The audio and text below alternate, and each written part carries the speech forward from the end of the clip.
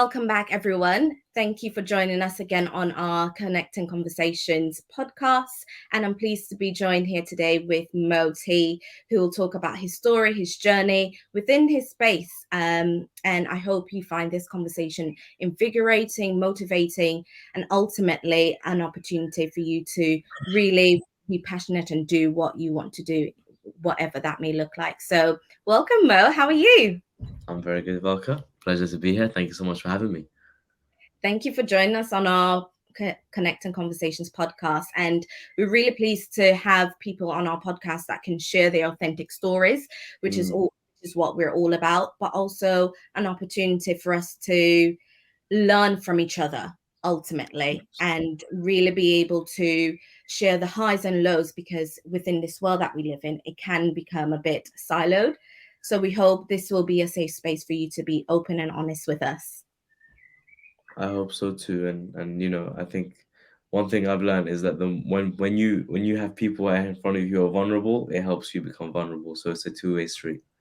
Yeah, exactly. Well, before we get into the nitty gritty of our conversation, tell us a little bit about yourself. I'm sure the audience is dying to know. So, there's I guess whenever I get asked to introduce myself, I always have to explain that there's two sides of me.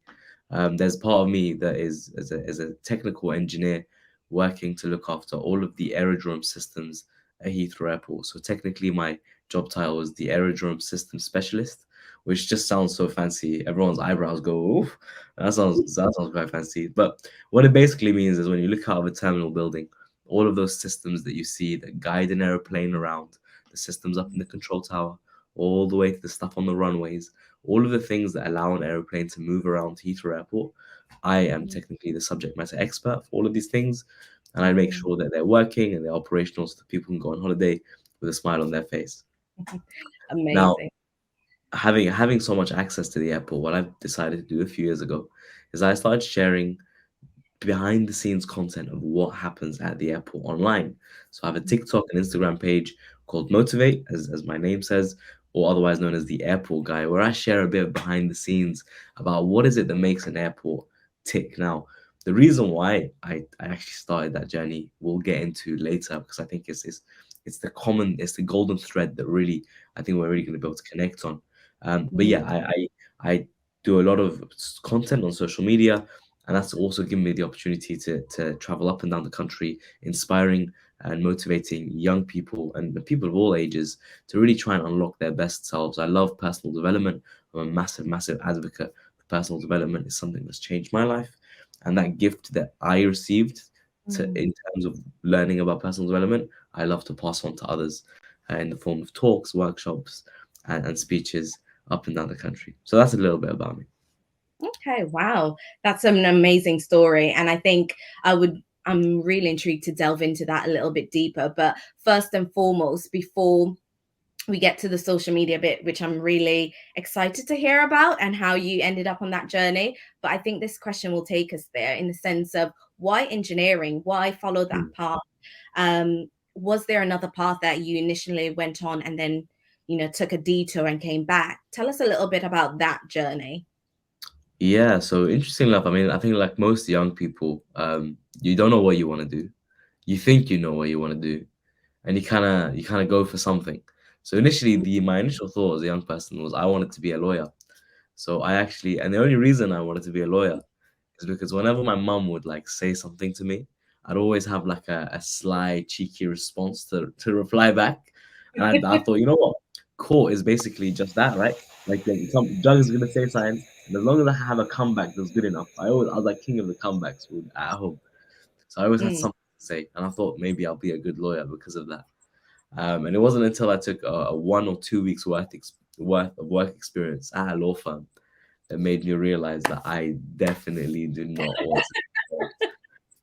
It was definitely something that I wasn't enjoying, and that's just me personally. I mean, I'm dyslexic, so sitting mm, down behind documents, reading all day just wasn't my bag.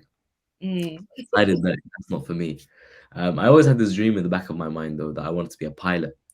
And the reason why I wanted to be a pilot is because I was just fascinated by how and why the human beings have managed to fly. Like that was Mm, an underlying question my whole life is that how have we managed to fly? Mm. And to answer that question, I thought I want to be a pilot because I want to fly. But then, my brother-in-law actually explained to me what a day in the life of a pilot would look like. And I thought to myself, you know what? I don't really want to do that. I don't want to fly somewhere, sit in a hotel, fly back. I love maths. I love physics. I love problem solving. I Mm. love getting hands-on and really understanding how things work. And I Mm. realized that the reason why I was fascinated by flight wasn't because I wanted to fly as much as it was. I wanted to understand how it is we fly. So Mm. I got the opportunity to actually go to a company up in Cambridge called Marshall Aerospace. Now, in one Mm. facility, Marshall Aerospace, you can design, build, and fly a plane all from one facility.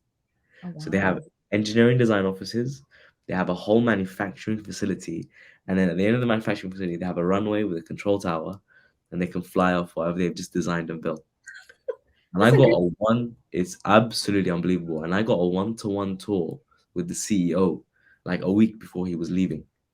He was Wow. retiring, he was about to go say goodbye. And my brother-in-law used to work in the government doing some audit stuff, and he was auditing them. And he asked the CEO, listen, while I'm here, can I ask my nephew or my brother-in-law is interested, could you give him a tour? And luckily he agreed. So what's amazing is that one day where I was able to see what is Mm. happening. That insight Mm. clicked in my brain. I was like, that's it. I want to be an aerospace engineer. I want to be in the aviation industry. No matter what Mm. I do, I just want to be in the aviation world. And I Yeah. decided I want to study aerospace engineering.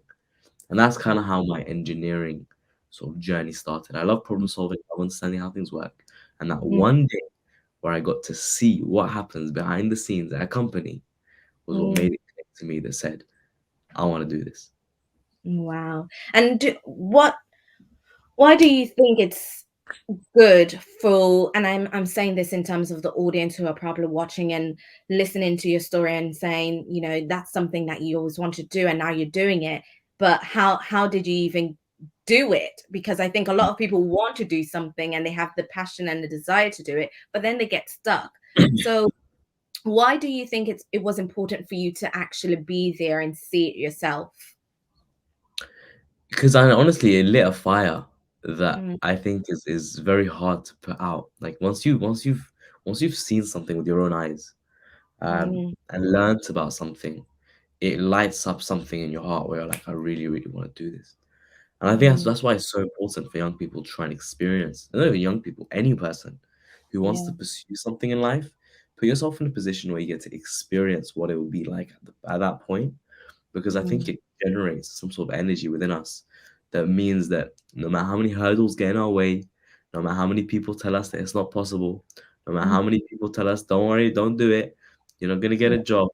And speaking of that, after I went and I spoke to one of my uncles after I visited Marshall Aerospace. And one of my Mm. uncles, he told me, Mohammed, listen, you're a Muslim, your name is Mm. Mohammed, you're Arab, you're gonna Mm. grow a beard one day when you're older. Mm. 9/11 has just happened. They're not hiring Muslims in aviation. Like Oh, wow. aviation, they're not hiring any Muslims. So listen, a doctor, pharmacist, go get a stable, something stable, you know. And Mm.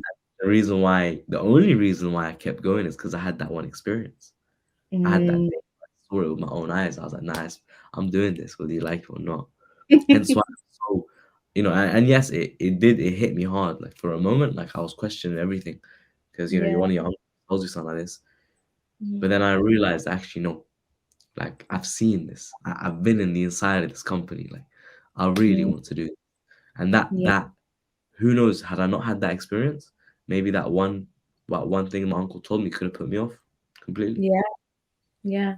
Yeah. It's so important. And I think I share a similar experience to you when I was just going to university, and I told someone, well, it was a family friend at the time, and I said to them, actually, I'm studying politics and international relations. And this was someone who shared the similar kind of racial background as myself, a male in Yeah. to be precise. They turned around to me, and this is an elderly person, an older person, shall I say, and they said, "No daughter of mine will ever work in politics." And I was just like, "What?"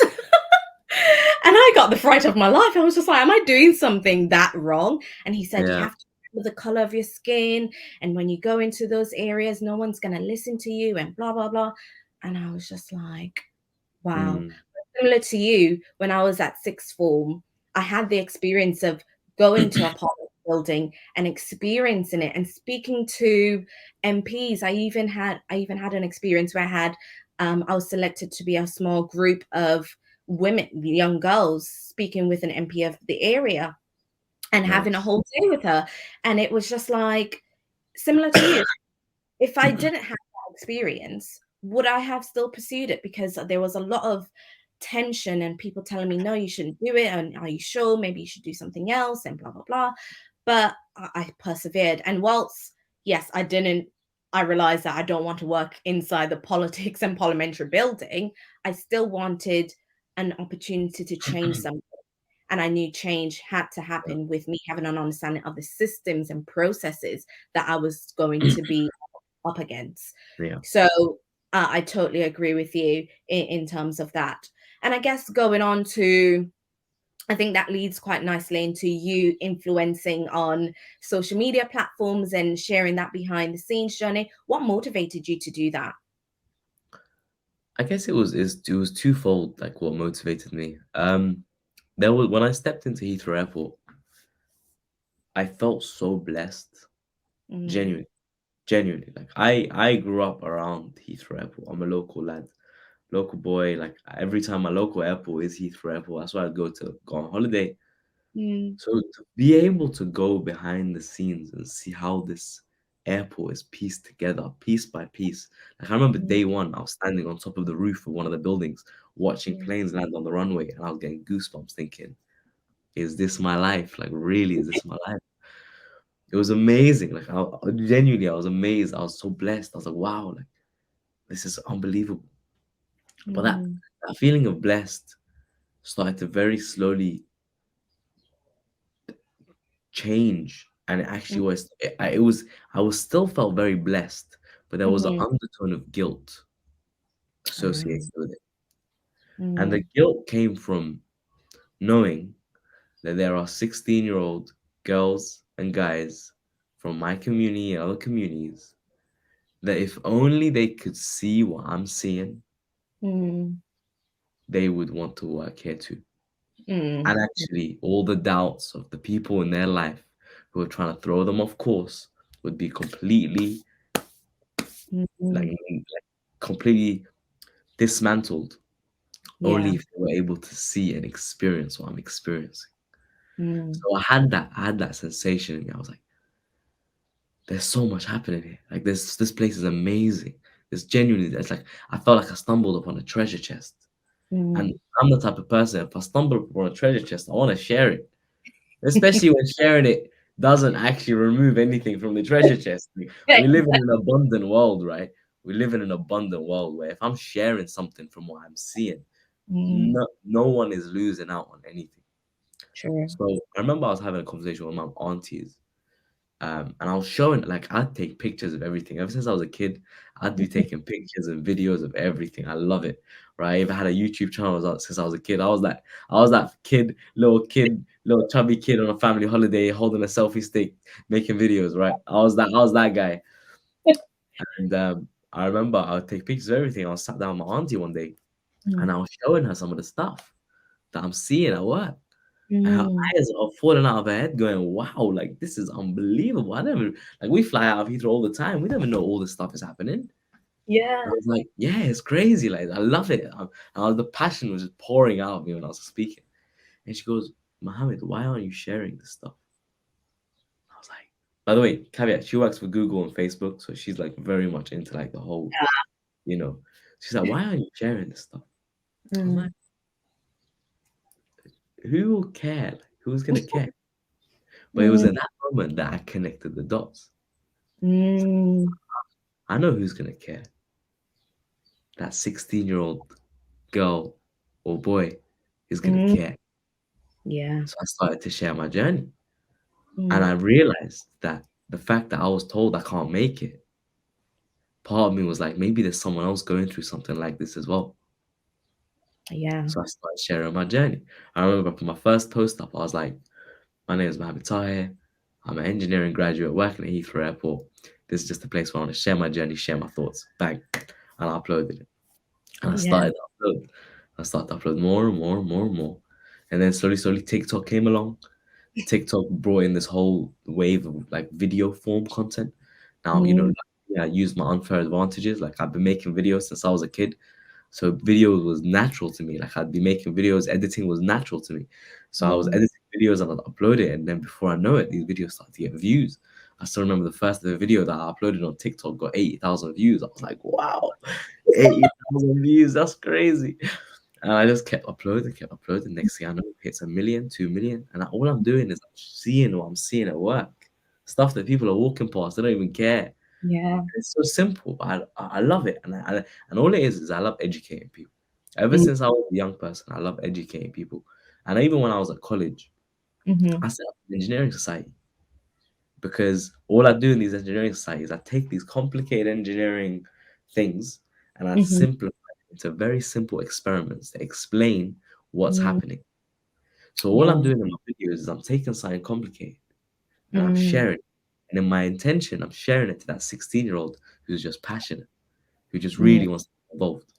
And the beauty of that is that that's what my intention is. But I have parents saying their 6-year-old kids is sit there binge watching my stuff all the way to the bottom, and I find that so humbling, like so beautiful that potentially I could be inspiring a 6-year-old to say I yeah. want to work at the airport too, and especially a 6-year-old from a Muslim background who's seeing Mm, someone Muhammad with a beard. I want us to forget that 9/11 happened and all the stuff that happened. I want yeah. this to be a tool to completely iron out those creases and tell Mm, people it's an even playing field. We're yeah. here. If you love it, if you enjoy it, then come here and build a career here.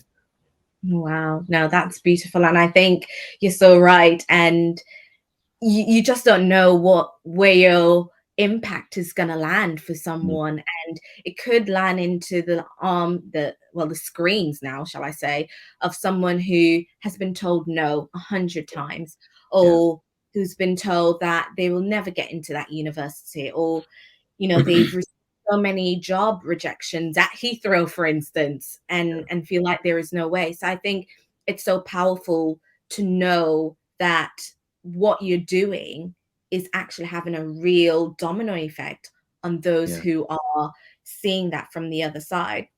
And I guess yeah, you touched on this earlier and throughout this discussion so far, is around people from different backgrounds, and we know commonly within the STEM and the engineering space there is a stark gap between for women within STEM, specifically engineering, as well as those from different minoritized backgrounds.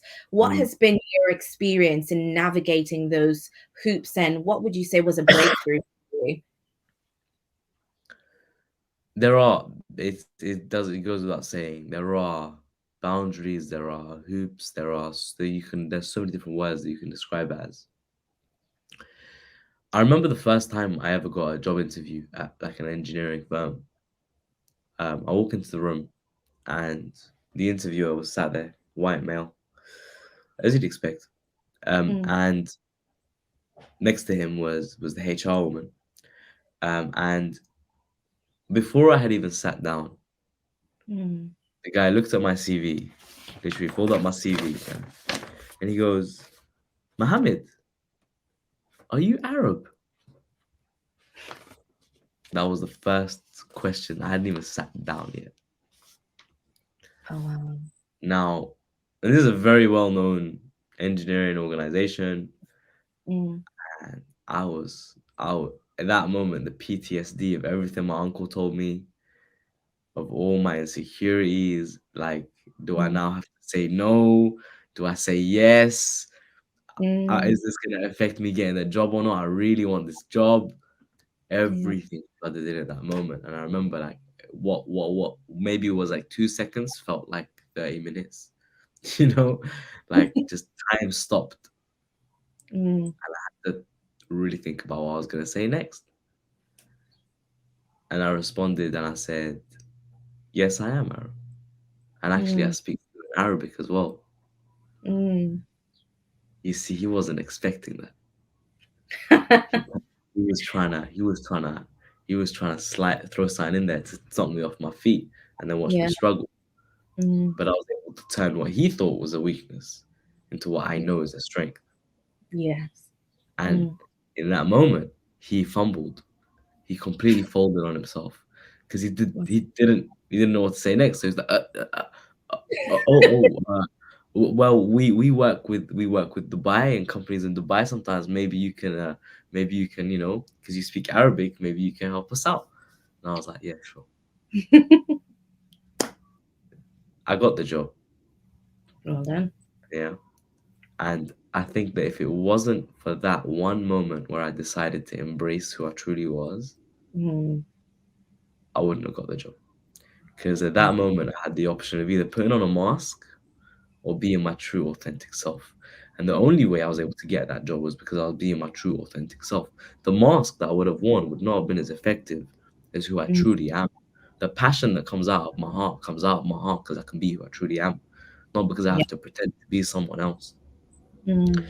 Moments like that where people try to question you or people try to undermine you because of your diversity, that has Yeah. happened a few times. And for me, I've learned that vulnerability in that moment, the moment you show a bit of vulnerability, and to be honest with you, being a woman, being Mm.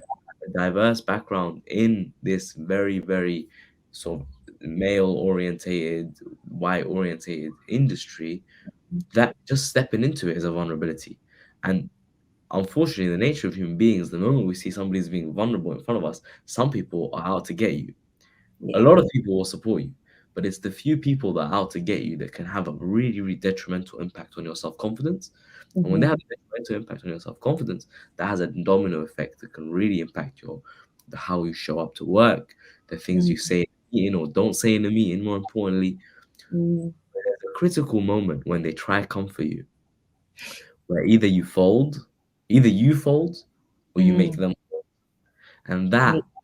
which that fork in the road, which way Mm. you go depends on how confident you are in your response and how willing you are to stand up and be very authentic and be very true to who you are and be absolutely unapologetic about the fact that yes, you are Arab, yes, you are Muslim, yes, your name is Muhammad, yes, you believe in God, yes, you got a beard, and I'm here to make a difference.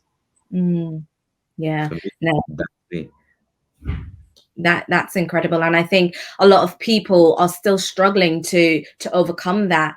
And what I hear a lot from those from people from those background from different backgrounds, especially from minoritized backgrounds, is, the world is against me, or they walk around with a chip on their shoulder and they think, oh, I'll never get that job, and blah blah blah. Similar to that discussion I had with the guy when he told me about politics is not something he'll let his daughter do. But it's that kind of fear inducing Mm, anxiety that mm, really stops them from engaging in those spaces. And I think if we will just, take that chip off our shoulder a little bit and be vulnerable, as you say, there is so much more that we can do. The world isn't against you. mm, Yes, don't get me wrong, there are boundaries and there are obstacles that you will have to go through, but that's just journeying life. Life is not meant to be easy. no, If that was the case, then we all would be where we want to be right now. But it's the yeah, journey that makes us unique. It's a yeah, journey that allows us to enter pathways and enter doors and opportunities. And at the end of the day, we only have one life to live. So why not take the risk and be vulnerable and go out there and do the things that you want to do? And I think there's a lot of people that need to take that first step.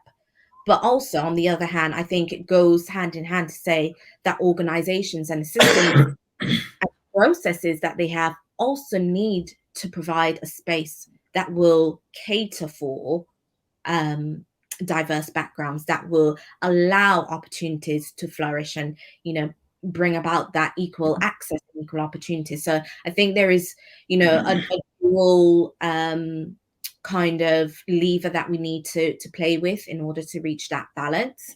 But ultimately, it all starts with yourself. yeah. And And then we Yeah, won't be go able ahead. to make a difference unless we. You'll find there's a lot of allies out there, a lot of allies. But unless you're willing to stand up and be the initial domino pusher, all the Mm-hmm. other dominoes follow, but they're all the allies. But if you're not pushing the first domino because you're hiding who you are, then you're never Mm-hmm. going to allow them to learn. You're never going to allow them to change. We spoke at the beginning of this conversation about like learning, right? And like the way you learn is you experience different things. Now, if you're Mm-hmm. going to paint yourself gray and walk into the office and blend into the background, you're never going to give people the opportunity to learn about different cultures and different faiths and different backgrounds, different foods and different music and different everything, right? Yeah. Like we bring so much to the table where people actually enjoy it. Mm, So why not be a facilitator for that? And exactly. you'll find that you have so many allies in the process.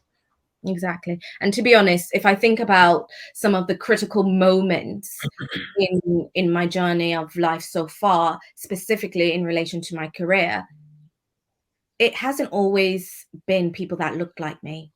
Mm, Even down to the smallest of things like passing my driving test, I had someone from an Asian background, a male Asian, who facilitated me in achieving that. When it came to my dissertation, I had, a woman from a white background who really pushed me and encouraged me and allowed me to flourish. In the end, I got a first in my dissertation. amazing. And same with my career. I was appointed the first chair of the D&I board for an organization, and that was all in favor of people that didn't look like me, but they were willing to help and encourage me and push me to be like, Ivelka, actually, you can do it. Why not? Let me help you get there. And then when I got there, I found someone else who also supported me in that position. So allies are so important. And I think sometimes we forget that, but also we Yeah, have to recognize it's not always going to be someone that looks like you or yeah, someone that has similar interests. Fact is those people that are different to you can help you elevate and allow you to get to that next level. So I think it's absolutely. And very, sometimes I absolutely couldn't have said it better myself. And I think sometimes, very rarely, you find that some people who do look like you actually have gone chameleon mode, you know? They've gone blend into the background mode and they've completely lost who they are. Um, mm, and actually, no, there's other people who don't look like you are here to say, "No, be yourself. We love it. Bring it on." You know, so it really is in here. You know, but mm, what's in here most of the time is dictated by what's outside. You know, it's yes, a to and flow. It's an ebb and it's a flow.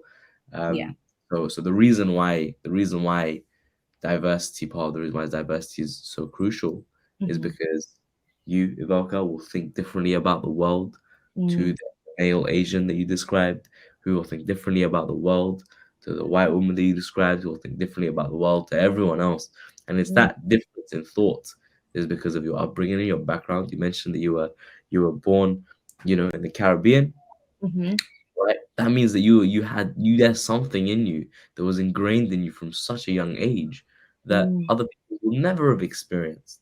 And that yeah. just that simple way of thinking. I'm not sure, do you speak any other languages? No, no, I Okay, don't. fair enough. Fair enough. But like even We different speak in languages, your language, like it's a creolization of language, but yeah. nice, nice. And just that culture means that you look at problems differently, you want to solve them differently, you have a different outlook on the world. If we Mm, want to make our world more cohesive, then we need to actually work together on this, and we need different people to integrate into this, and mhm, that's the only way that we're gonna make it happen. And yeah. and the more the merrier, the more the mix is. When you look at it at a glance, you think, wow, that's a nice collection of people. That means there's more fruitful ideas flowing through there. There's just different cultures flowing through there, different thought processes. It's just beautiful. Like when you have that sort of concoction of things, it just makes everything more beautiful. Yeah, certainly. I totally agree. And I think just going back onto the career side of it as well, I guess a lot of people and a lot of our audience will probably wonder, um, how did you even get a career at Heathrow? Because it Mm, seems so competitive. Um, and then, we add on the D&I element. Yes, that is perceived to be an obstacle, but How did you navigate in regards to finding the job, applying, interview? What was your process around that, and how did you overcome that to be in the area that you are in now?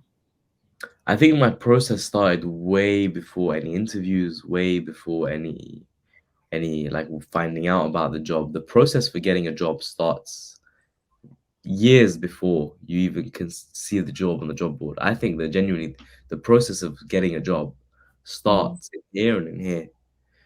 It mm, wasn't until I genuinely fundamentally started to change the way I viewed myself and the world and the mm, potential that I have within and set myself straight and learn about a growth mindset, learn that failure is not a bad thing, it's a good thing. Learn that mm, actually people are mm, the key ingredient for life. If you're mm, able to communicate and articulate and connect with people, then you've unlocked the mysteries of the universe. When I started to realize that there was this softer side to the world that was mm, very different to the engineering that I'd been learning at university, but mm, genuinely far more crucial than the engineering that I've been learning at university. We're mm. talking the soft skills about how you interact with yourself and others. Yeah. I deep dived into that world, into psychology, into neuroscience, how neuroplasticity allows us to develop ourselves and become more than who we were yesterday, how we can Mhm. rewire habits in our mind. I'm picking up topics here. Yeah. But what I'm trying to say is that I went on a very interesting, transformative journey, Mhm. which allowed me to answer a very simple question. Mm, Would I want to hire me? yeah. When I got to a point where I was like, you know what, I would hire me, that's when I felt more the confidence to step into an interview or apply for a job and know what goods I have I'm bringing to the table. Yeah. I started to understand my own value. I've spoken Mm, to young people who've just graduated from a master's in engineering, and I say, would you hire you? And they'd be like, bro, I'll be honest with you. Nah, I can't. I just sit at home playing video games all day. So mm, I was like to him, so hold on a minute. Why are you trying to polish up your CV? Why are you wasting hours of your life trying to do your CV up when there's a fundamental issue here? You wouldn't mm, even. Let's yeah. start to look within for the answers. Let's start. I want people to think when they think about getting a job, think about what do I have to change within myself to become the person who, when I step into an interview, is unforgettable, who Mm, people want to work with, a person who understands their value and brings that value to the table. So for me, the practicalities of the interview and stuff I can get into, but the real thing, the message I want to get out there is personal mhm. development, making yourself better is step one Yeah. in securing your dream role. Because this is my dream role. I'll be honest with you, I'm living my dream. But it started off years before I was sat in that interview seat. Mm, You want me wow. to go into the practicalities of it as well? Yeah, let's get into the whole journey. So how did step 1 impacted step 2? So because you found your value, how did that then allow you to go into that interview with more confidence? Were you able to communicate clearer, Mm, perhaps, what you could bring to the table for that organization?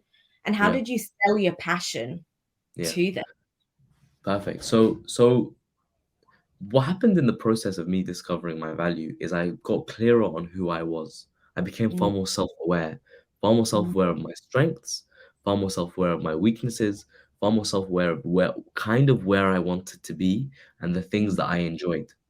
That was what I yeah, became very clear on. So then one day I was walking through a careers fair.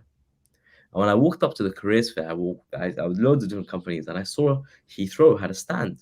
And I was like, mhm, okay. So I went up to the guy who was there. He's called Alwyn. He's left now, but he was standing there. And I said, Alwyn, listen, I'm looking for a company where I can work with people because I love working with people. This came mhm, from my self-awareness. I want to solve complex problems because I love solving complex problems. And I want to be in a fast-paced environment because that's just who I am. I like things moving quick. yeah, So what I did is I told him what I wanted.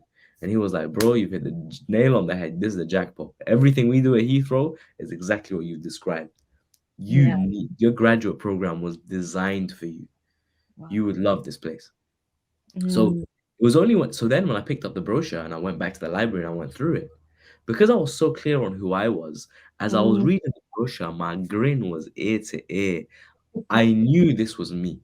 Every time I was reading that brochure, I was like, this is my job. Like, this is my job. No one can get in the way of me and this job because I mm, felt so connected to exactly what they were saying. They were talking about the fact that Heathrow Airport was a people centric organization, a company that works and thrives off its people and understands that human connection is the power, so that force. I'd mm. spent 2 years of my life loving that concept. And when I was reading that on a paper, I was like, these they breathe in my brain. This is like it's like someone's talking, it's like speaking my language.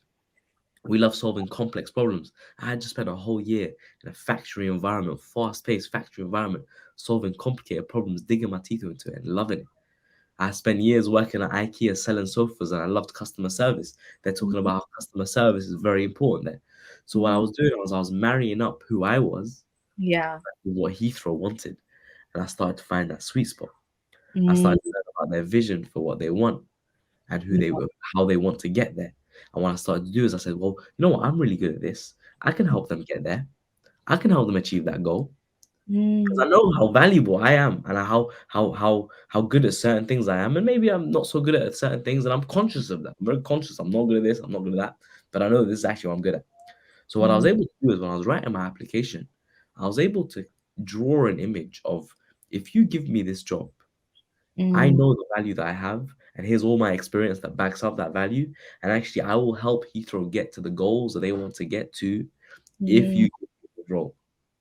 I think with every application, you have to really synergize you, Yeah. the company, and their vision. And if you're Mm, able to draw a golden thread through those three elements and put it into an application where they're reading through it, they understand that you've done your research because you're yeah. talking about their vision and you're talking about how you can help them get that vision if they give you this specific job. So Yes. that was literally my whole process. So I done that. I sent in my application. I went through the careers affair at university. We have like the careers side of the team who read Mhm. through your application, gave me some tips, fixed it up, submitted my application. When I submit my application, the next step, obviously, the video interviews, the numerical tests. Yeah. Somehow managed to stumble my way through those, go through the numerical test. Then it was like a video interview. And in my Wow. video interview, it was just about the research. I had to get really, really clear about that connection. Like why me, Yeah. why this role, and Mm, why he. And with every person who's applying to any company, mm. those three puzzle pieces, you need to chip away at them until you can make them click. Yeah. Imagine each of them is like a boulder. Yeah. Mm, mm, mhm. You're literally chipping away at each of those until you can create the perfect little crevice here, and then you have to chip away at this one until you can make it click. And you Yeah. can make you click with the job description, and Mm, you in that job description clicking with the wider company and allowing it to create this beautiful image or sculpture of mm. what you at this company will allow them to achieve, how you're going to help them get their goals and Yeah. and what they're looking for. Mm. So even in the interview process, it was all about how I'm a local kid. I grew up local to Heathrow Airport. Why am I mentioning that? Because I read on their Heathrow 2.0 strategy that they want to hire people from the local community. So guess what? Every time I'm talking about Heathrow, I'm saying, oh, when I was a kid and I used to walk through the corridors and I used to drive through that tunnel and I used to see that Concorde outside parked up, and I'm bringing back nostalgic memories for the managers listening because I know if I start talking about stuff that makes Heathrow Heathrow, Yes. and I'm Yeah. connecting it personally to who I am. Mm. And I always talk about how if I get a spot on this graduate scheme, I'm going to go above and beyond and allow Heathrow to achieve their sustainability vision, to Mm. achieve their personal vision in terms of Mm. how people are the most important part of their company. So, for Mm. example, I'm going to give you and I'm very wishy-washy with when I speak sometimes. So I'm going to go straight to a practical example. I got asked a question in the interview. It Mhm. said, this is your first week at Heathrow Airport. Mhm. And you're walking through the terminal building, and you see somebody who's climbing up a ladder. They're a contractor, so they're not working directly for Heathrow, but they're a contractor at Mm. Heathrow. They're climbing up a ladder, fixing something. They have no PPE on. They haven't put any PPE, like personal protection equipment, Mm. around the site. There's people with their bags narrowly missing their ladder about to cause a major accident. You're Mm, week one into the company and you spot this as you're walking through. What are you going to do? mm, Now, what they're trying to look for is they're trying to find somebody who's emotionally intelligent.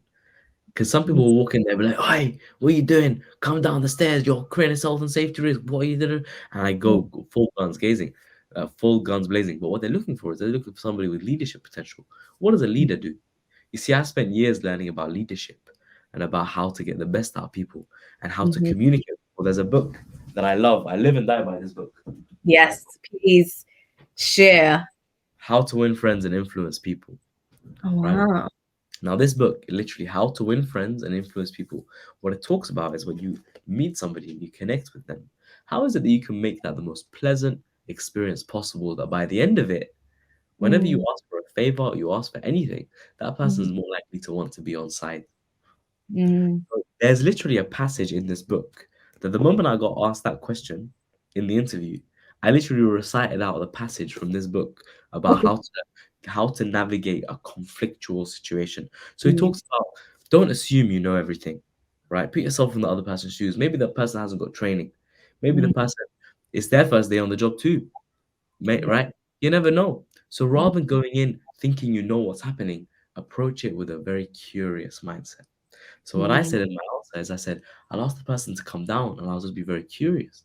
I'll be curious about what they're up to, what they're doing, mm, how they think the situation could be better. I'll point mm, out that I saw somebody very narrowly miss your ladder, and if they had hit it, you would have been in danger. And when I saw that, I didn't want you to get hurt. So I thought I'd call you down and let you know that I saw something that could have put you in danger, right? mm, And then I would have asked about, do you have any protection equipment? Is there anything I can do to help you get some mm, protection equipment? You know, is there somebody we can escalate this to that can help us get this equipment for you? mm, But the way that I'd approach it is people focused. It's a leader's approach. Don't mm. forget, all these companies are looking for is somebody who can potentially be one of their future leaders. So as Yeah. long as you can show them that you have that mindset of a leader, Mm, then you will get the job. But the way you develop that mindset is by developing your own self, by reading the good books, by yeah. surrounding yourself with good people, by Mm, challenging yourself, craft yourself so that when mm. you're put in that interview process, you don't have to sit there scrambling for answers that you think are right. You already know. You are, and you Mm. know what's right and what's wrong. Oh, wow. No, thank you for sharing that. And I think a lot of people would resonate with that. And in fact, a lot of people would find that as a gem because they probably didn't think of approaching interviews in that way. When we think of interviews, you think, okay, how do I best tell the company that I like everything about them and forget about me in the process? I think a lot of Mm, people to go in with that mentality without really identifying what value you can bring. what mm, what do you have will make that company want you. yeah. um, and I think that's such a valuable skill to have, especially when you're seeking to go into a position of your dream job or career, whatever that may look like. To be honest, I can talk to you forever about this because this is definitely up my stream.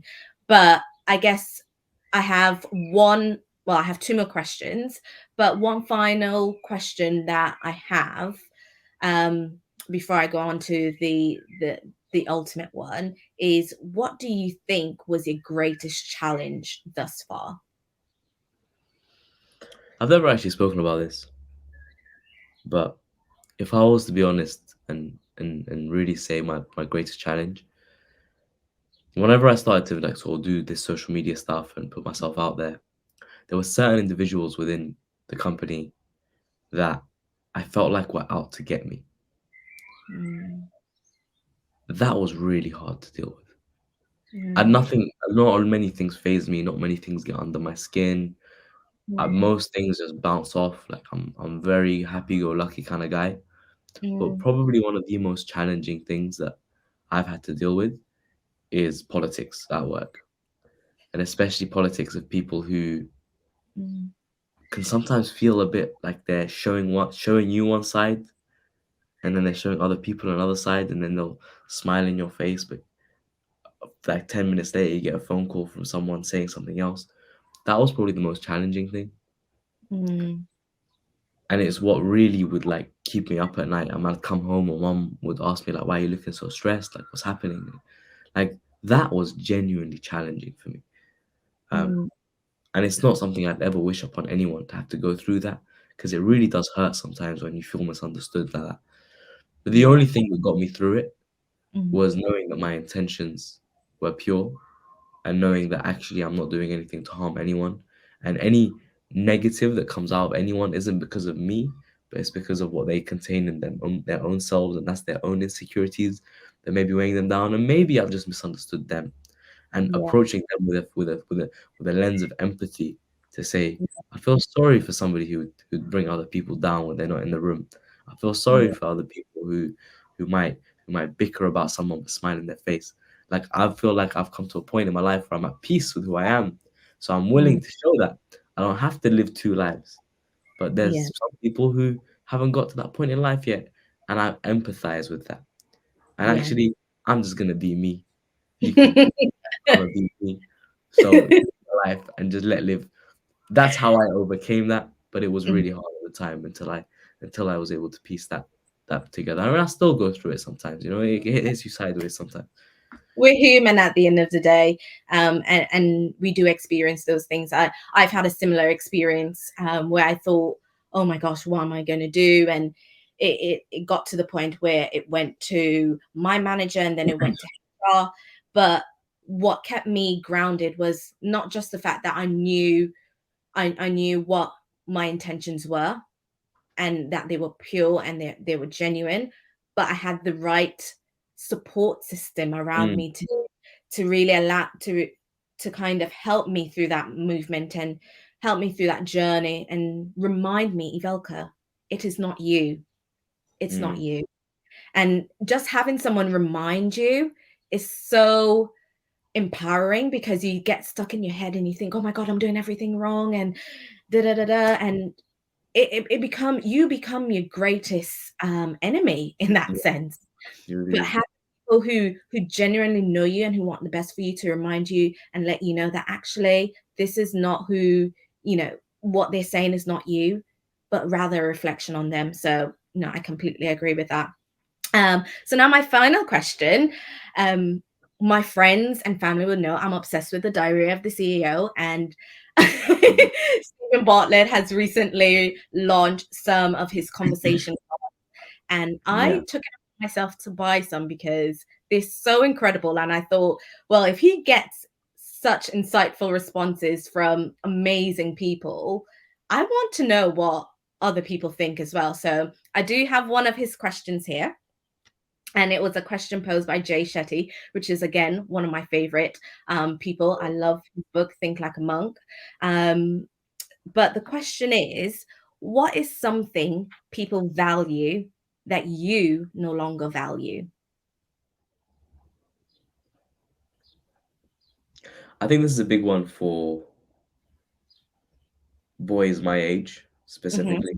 I know Hmm. a lot of my target audience or people that follow me are boys my age, Hmm. maybe younger. Yeah. Flashy cars Yes. and like materialistic things in that sense, like shoes and cars and this and that. Like I drive what may look like a dinger to most people, yeah, but I love it. Honestly, it's like a 2004 Fiesta, but it's an ST, so it's like got a 2-liter engine in it. It blows, it's fast. For me, when I was choosing my car, I literally had two criteria. I wanted it to be humble and I wanted it to be fast. That's the only Mm. two things I wanted. So for me, when I get in my car and I see it, puts a smile on my face.